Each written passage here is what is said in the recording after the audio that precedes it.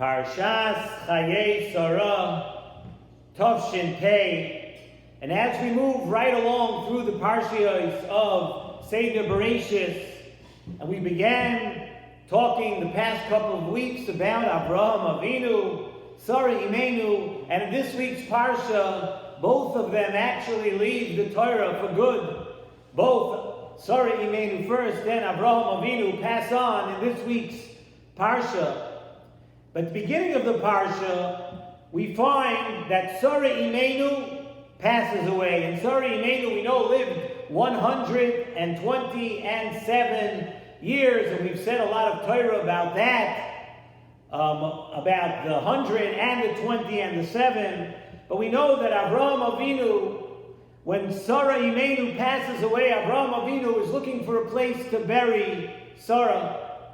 And Avraham Avinu finds this cave. He finds a desirable piece of real estate that he wants to buy. Not only is it a cave, it is a double cave. And he finds it in the city of Hebron.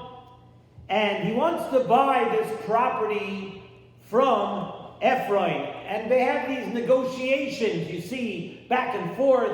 You look in the parsha, you see exactly. And it's interesting to note that although we know that every single letter and every word in the Torah is extremely accounted for. Like sometimes you'll have an entire Gemara, entire drushes, entire Chazal that will speak about one extra letter in a word in the Torah. So we know that every letter, every word, certainly every pasuk is very, very accounted for. And over here we find in our parsha that the Torah specifically speaks of this dialogue between Avraham Avinu and Ephraim in great length. And we see the whole Shakla V'Tarya, everything that they spoke about in the negotiations going back and forth. This must be coming to teach us something. If the Torah all of a sudden is very, for lack of a better word, very wordy and not very concise and precise with watching each word, we speak about the negotiations here at great length. What does that teach us, the Nesivos Shalom asks? What does the fact that we have to know all of this teach us? So too, says the Nesivos Shalom, that the theme of the Torah up until this point, we all know what Avraham Avinu represented more than anything else. Avraham Avinu represented Chesed. And the past couple of weeks, the parshiyos have been talking about and speaking of the virtues of Avraham Avinu's Chesed, and that was the theme, talking about how Avraham Avinu served guests, how he davened for the city of Sodom, how he took care of his nephew Lot, how he was so anxious, even after he had had a bris milah, to find guests. Avraham Avinu, Chesed, Chesed, Chesed, that's the theme of the Torah. So Nesivos Shalom tells us that must be continuing now. When Avraham Avinu is looking for a place to bury Sara Imenu, and he acquired this property, we are continuing to talk about Chesed at the Kavuras Sarah. And it teaches us that the Chesed of Avraham Avinu was so great, the Chesed was so unbelievable, that not only did Avraham Avinu do Chesed with people who are and were, do Chesed with people who are alive, Avraham Avinu also did Chesed for people who are not alive anymore too. Avraham Avinu did Chesed now. Sara Imenu was not alive. And the Torah is continuing on with this theme of the great Chesed of Avraham Avinu, and we're saying even more. Avraham Avinu even did Chesed for people who are not alive anymore. And we see something very interesting. Avraham Avinu did not want to take the burial place for Sara Imenu as a gift. He refused to take it as a gift, because Avraham Avinu felt that taking something as a gift may have somewhat diminished the honor, the kavod that Sarah deserves. So Avraham Avinu refused. He did not want to take this property for free. Avraham Avinu wanted to pay full price for his wife, full price for Sarah. And the Torah goes and speaks about this chesed of Avraham Avinu at great length. That Avraham Avinu did chesed for Sarah Imenu, who was not alive, and not only that, Avraham refused to take a good deal. He refused to take it for free, and the Torah uses many psukim to speak to us about this, to show us just how great the chesed of Avraham Avinu was. And actually, if one analyzes the dialogue between Avraham Avinu and the Bnei Ches, you will see that Avraham Avinu kept on mentioning, when Avraham Avinu was talking about the burial place, he kept on talking about achuzas kever, an investment, an achuza of a kever. And the Bnei Ches, when they were talking, negotiating their side, they called it a plain kever, a burial plot. You notice the difference of how they referred to this. And Nesivos Shalom tells us, he says, for a goy, a kever is just that. A grave is a place where you put the physical body after death, and that's it. Goodbye. You put it in the ground, and it'll, you need a place to put the body. That's what you do with it. But Avraham Avinu, we know, was the great mamin. Avraham Avinu he was schooled and already had so much emunah. Avraham Avinu had an emunah already in Tchias HaMesim. And Avraham Avinu knew that the neshama of a yid is eternal. And the neshama of a yid will come back one day to the guf of a person. And it just needs a place. We need to put things in place until Tchias HaMesim. It awaits the reunification. The body and the neshama await the reunification at the time of Tchias HaMesim. So for the regular kever of a goy, for the guf, Avraham Avinu felt, Bnei Ches, they talk about it just as a kever. Avraham Avinu understood that the regular for a kever of a goy, you can take that b'matana. That you can take for free.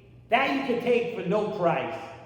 But an achuzas kever, for the burial of a Jew, for the burial, the way we understand it, with Tchias HaMesim, to come down the line, that is much, much more chashuv. And for that, you need to pay full price. Sometimes when you pay full price for something, you're showing the chashivus that you have for it. Everybody loves getting a great deal, and everybody wants to always try, finagle, run around, get a good deal. But the bottom line is, at the end of the day, it cheapens the product. It's not something that you bought for full price. It loses some of the chashivas. And Avraham Avinu understood that. And really, we could say something a bit more, and we could say something on a bit of a deeper level, too. The Nesivos Shalom tells us that there is a certain tumah on the property of a goy. When a goy owns a property, there's a certain tumah on it. It's missing the kedusha of a yid. But even more so, when a goy owns land in Eretz Yisrael, if a goy owns land in Eretz Yisrael, Mamish creates a tumah in the Holy Land. It creates a tumah on the Kedushas HaAretz. And in order to remove that tumah, says the Nesivos Shalom, in order to take away the tumah, you had a goy. He owned property in Hebron. And then, it didn't get lost on me to think sometimes how much people overpay, even today, to buy land back from the Arabs. To buy in Hebron, the old city of Yerushalayim, you see, and you understand that there is something to it. Whatever you have to pay for it, it might be an exorbitant price. Avraham Avinu knew that in order to take back and to release the tumah and gain back Kedushas Eretz Yisrael into this property that was owned by a goy, for that you need to pay full price.